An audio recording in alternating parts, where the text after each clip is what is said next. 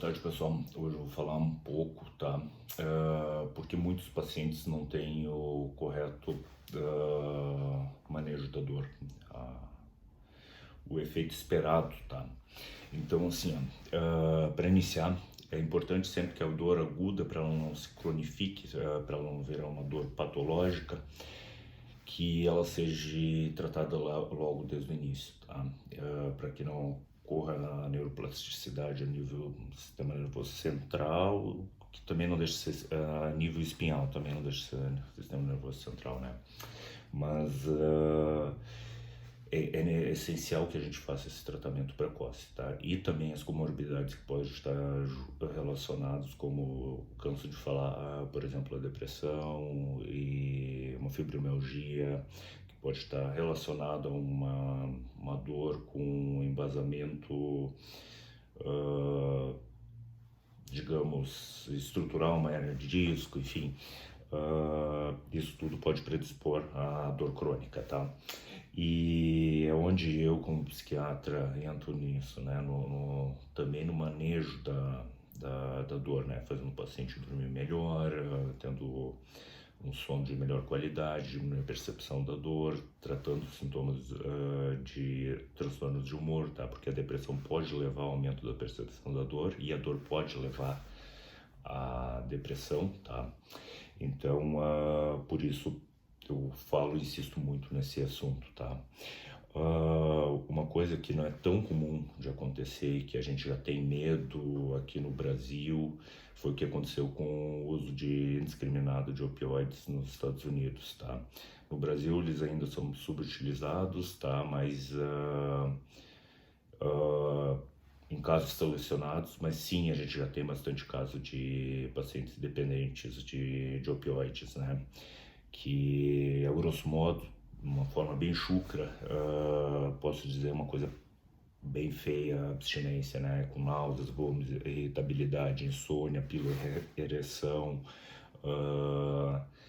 é bem típico, né, a síndrome de abstinência, né, e como geralmente, a grosso modo, não vou falar muito sobre isso, a gente tem que fazer a retirada gradual, tá, dos opioides, e muitas vezes buscar opioides com meia vida mais prolongada e potências mais moderadas, né, um pouco semelhante a desmame de outras medicações também, tá?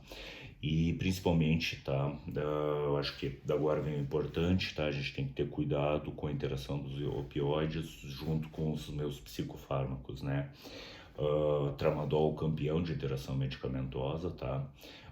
Codeína, a gente tem que ter cuidado porque para ela ativar e se tornar um metabólito ativo, que é a morfina, ela precisa da metabolização hepática também, tá? E também é interessante a gente notar a função renal do paciente, né? Muitas vezes, que pode alterar muito a concentração sérica dos opioides, né? Podendo levar à toxicidade, né? Quem pode falar melhor disso são os anestésios, né?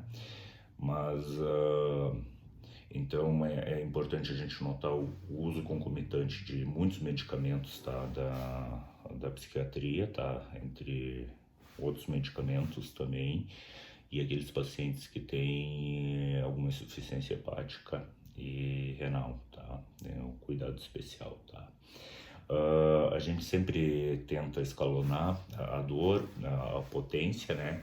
E se recomenda sempre, me corrige, não é métier do meu trabalho, se eu tiver errado, mas sempre usar um adjuvante ao opioide quando esse se torna necessário, né? Então, para a gente minimizar risco de abuso, né? Então, era isso que eu tinha para falar. E eu acho que por uma questão de bom senso, muito do que se fala sobre opioides e os cuidados, restrições,